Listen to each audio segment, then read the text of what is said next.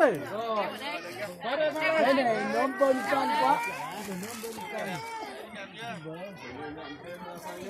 Ơi anh đừng.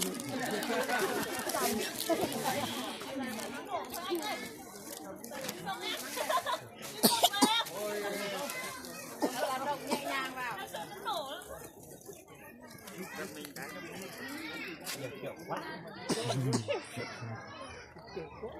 Để đem hơi ấm của đồng bào đến cho đồng bào miền cao.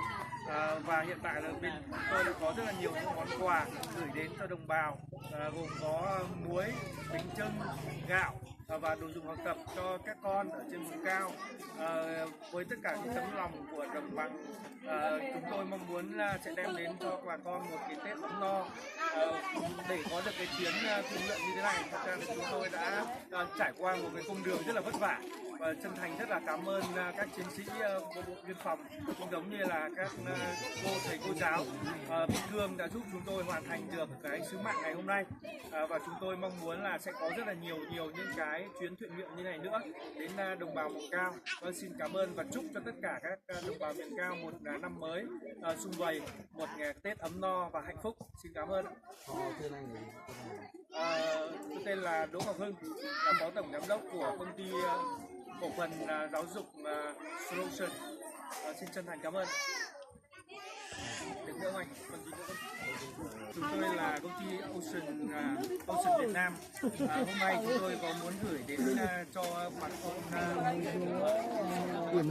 Tiếp bắt đầu lại.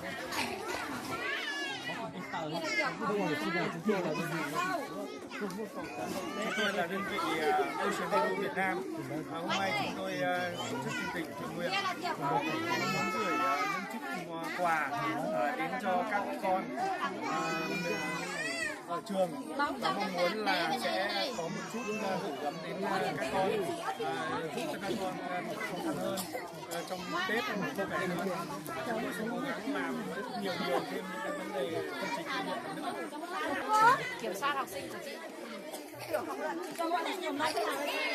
lẫn kiểm soát chỉ có tặng học sinh mầm non thôi. Cái quả bóng này gì? Không, không phí là đồ quà. Đúng. Bây giờ để cho tiểu học đứng một góc.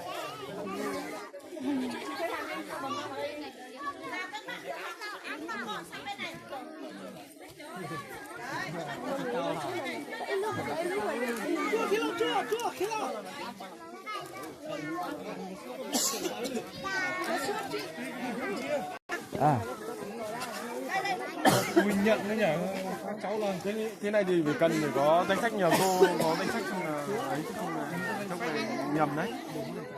Đúng rồi. Bà con này nữa. Hai hàng vào, hai hàng vào.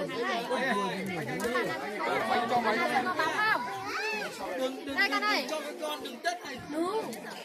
Một hàng một thôi. 6 đó là 15 một hoặc vào 15 bàn một.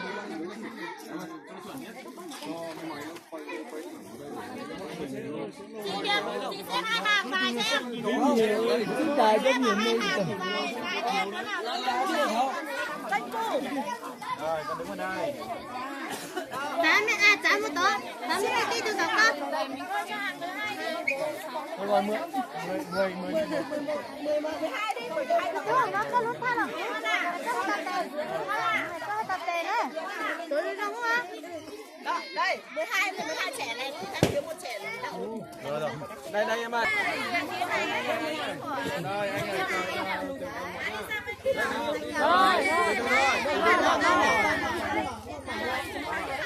Biên phòng cùng trao. Em ơi, đừng phải đứng ra ngoài. Cùng trao đi. Cùng trao đi, cùng trao hai đầu cho nó nhanh. Hai đầu cho nó nhanh. Đồng bài mè nó sẽ. Anh lấy đồ. Con đưa đồ cho anh trao kia. Anh trao bên kia đi anh. Chúa bà, mình cu. Chúa được chua bà. Chúa được rung. Em ôi. Chúa được rung ạ. Nếu muốn đồ này ạ. Chúa được rung 6 tiền rồi con ơi, 6 tiền rồi con.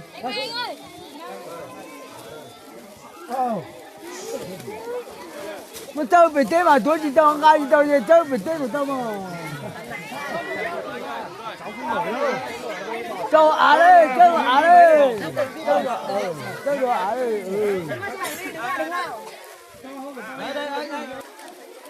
Này nó chưa.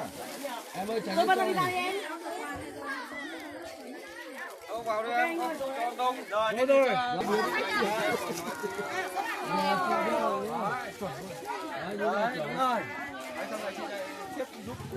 Tuấn ơi, xếp lớp ăn đi. Chỉ mong dù là chỉ giật chạy.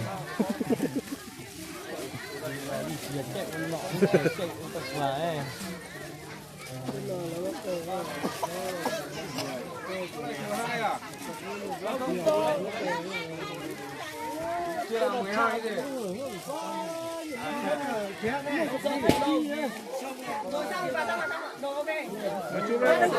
Anh ơi, sao đi anh? Cho bị thế còn rất nhỏ. Mong. Thế thì ở đây ông muốn cùng bánh nó.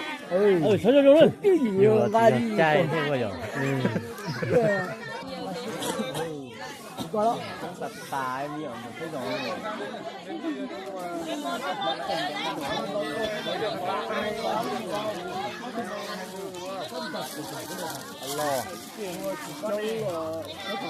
Hả? Ôi, cha thì mình ngồi thì núi đâu chiếu cái rồi. Cái chân trong cờ.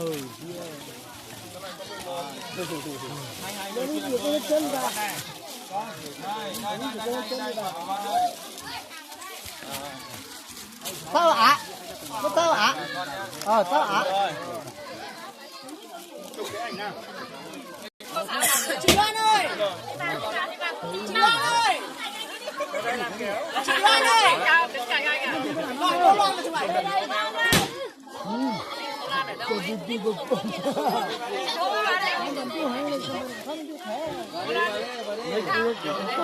Sang cái cơm bún ạ, sang cái cơm ạ. Tao bây giờ chỉ tao vô à. Mấy người xinh xinh kia vào đi. Ủa?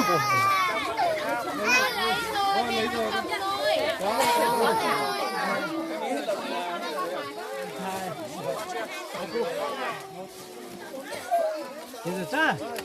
Tao lại cho cái là nó đấy. Vào đi em, vào đi. Đi vào hết. Ô, vào nhá. Vào đi, vào đi. Được chưa? Anh vào đi anh. Anh ngồi dưới, ngồi dưới. Làm bài của tuổi trả cả mẹ sai. Làm máy là ta chứ. Trả cả một thiết ta. Kia tôi là nó ơi. Máy. Từ. Kia tôi là nó ơi. Kia tôi là lúc máy là nó, kia tôi là nó. Cả có lúc thì đi xe ạ. Cả có lúc đi xe ạ. Cho ngài lúc na mà. Ngài lúc bóng. Kia tôi là nó. Kia tôi là nó. Vỗ tay đi. Vỗ tay đi nào. Không, hết rồi.